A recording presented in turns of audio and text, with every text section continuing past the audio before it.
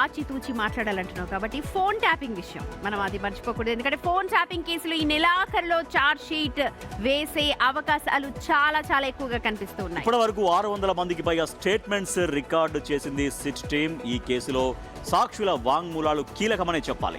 నెలాఖరులోపు charge sheet వేయాలని SIT అయితే decide అయిపోతోంది. ప్రభాకర్ రావు ఇండియాకు రావడం ఆలస్యం కావడంతో కేసు విచారణ ఆలస్యమైందని, ఈ కేసులో కీలక సాక్ష్యాధారాలని కూడా ధ్వంసం చేసినట్లు అధికారులు చెబుతున్నారు.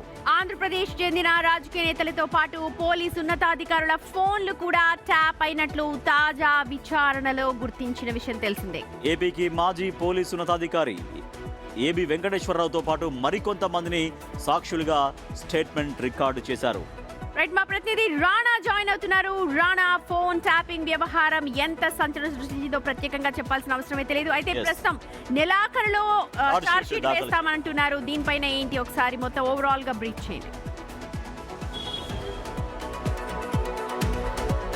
ఆల్మోస్ట్ 2 సంవత్సరాలుగా వస్తుంది. చాలా సుదీర్ఘంగానే ఈ కేసు ఇన్వెస్టిగేషన్ జరిగింది. ఎందుకంటే ఇప్పటికే చాలా మందిని అరెస్ట్ చేశారు. వాళ్ళందరూ కూడా జైలు జీవితం గడిపారు. బెయిల్ మీద కూడా వచ్చారు. ఇప్పుడు ప్రభాకర్ రావు కూడా లేట్గా వచ్చాడు కాబట్టి అమెరికా నుంచి రావడము, ఆయన వచ్చిన తర్వాత ఆయన స్టేట్మెంట్ రికార్డు చేశారు. తర్వాత చాలా మంది బాధితులు కానీ తర్వాత ఆ కేసులో ఇన్వాల్వ్ అయ్యి అరెస్ట్ అయినటువంటి వ్యక్తులు ఉన్నారు. వాళ్ళందరూ కూడా ప్రభాకర్ రావుని లక్ష్యంగా చేసుకుని వాళ్ళు కూడా స్టేట్మెంట్ ఇచ్చారు. కాబట్టి సో దాంతోపాటు ఇంకా ఎవరెవరు ఫోన్లు ట్యాప్ అయిన దానికి కూడా పూర్తిగా వివరాలు తీసుకున్న తర్వాత టాప్ 600 మెయిన్ ఎవరైతే ఉన్నారో వాళ్ళందరినీ కూడా పిలిపించారు. సో వాళ్ళ పర్సనల్గా కూడా వాళ్ళతో ఇంటరాక్ట్ అయ్యారు. ఇంటరాక్ట్ అయిన తర్వాత వాళ్ళు ఇచ్చినటువంటి స్టేట్మెంట్తో కూడా రికార్డు చేసుకున్న తర్వాత ఛార్జ్ షీటు తుది దశకు చేరుకున్నట్టుగా మనకు సమాచారం అయితే దీన్ని అఫీషియల్గా సిపి సజ్జనార్ కూడా మనకు ధృవీకరించారు. ఈ నెల లోపల ఆల్మోస్ట్ అయిపోతుంది.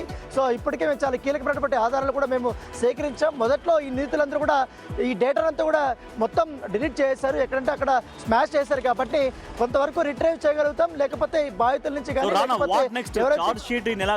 దాఖలు చేస్తారంటున్నారు. ఓకే, దాఖలు చేసిన తర్వాత నెక్స్ట్ ఏంటి? నెక్స్ట్ ఆన్స్ ఏ రకంగా ఉండే అవకాశం ఉంది?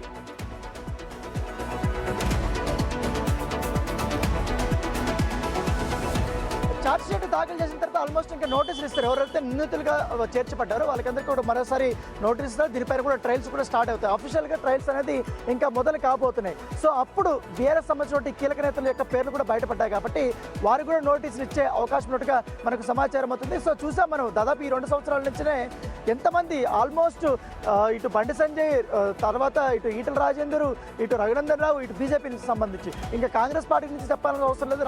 ఇటు మహేష్ కుమార్ గౌడ్ నుంచి స్టార్ట్ చేస్తే ఆల్మోస్ట్ వాళ్ళే 200 మందికి పైగా కూడా స్టేట్మెంట్ కూడా ఇచ్చారు. ఇక బీఆర్ఎస్ పార్టీకి సంబంధించి ఆర్ఎస్ ప్రవీణ్ కూడా స్టేట్మెంట్ రికార్డ్ చేసినటువంటి నేపథ్యం ఏర్పడుతుంది. ఏకంగా కేసీఆరే ఈ కేసులో ఆయన స్టేట్మెంట్ ఇచ్చినటువంటి నేపథ్యం ఏర్పడుతుంది. సో చాలా వరకు కూడా జరిగాయి. కాబట్టి కీలకమైన పరిణామాలు వారికి సంబంధించినటువంటి ఎవరెవరు ఎగ్జాక్ట్గా ఇన్వాల్వ్ అయ్యారన్న తర్వాత కూడా కీలకమైనటువంటి ఆధారాలు లభించాయి. కాబట్టి ఇంకా ఛార్జ్ షీట్లో ఏ అంశాలు ప్రస్తావన చేస్తారో కూడా ఒక ఇంట్రెస్టింగ్ టాపిక్.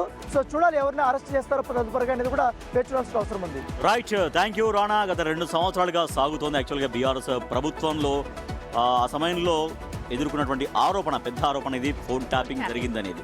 సో చాలా వరకు అంటే సామాన్యుల నుంచి, అంటే సామాన్యులు మీన్స్ అంటే వాళ్ళు ఎవరైతే టార్గెట్ చేస్తున్నారో అక్కడి నుంచి జడ్జిల వరకు, నాయకుల వరకు, అందరూ సినిమా తరాల వరకు ఫోన్ ట్యాపింగ్ జరిగింది అనేది ప్రస్తుతం ఆరోపణ. ఇంకా అది ప్రూఫ్ కావాలి. సో దానికోసమనే ఎంక్వైరీ అయితే అప్పుడు ఇంకా అఫీషియల్ గా అందరిది కూడా వాంగ్మూలాలు తీసుకుంటారు. సో ఇప్పటికే చాలా వరకు తీసుకున్నారు. సాక్షులుగా ఉన్న వాళ్ళని, నిందితులుగా ఉన్న వాళ్ళని, తర్వాత ఎవరైతే ఫోన్ ట్యాపింగ్ మాది అయింది అని చెప్పిన వాళ్ళందరినీ కూడా విచారణ చేశారు. సో ఆ ఎంక్వైరీకి 600 మంది, అవును, ఈ వాంగ్మూలాలు చాలా ఇంపార్టెంట్ కాబోతుంది.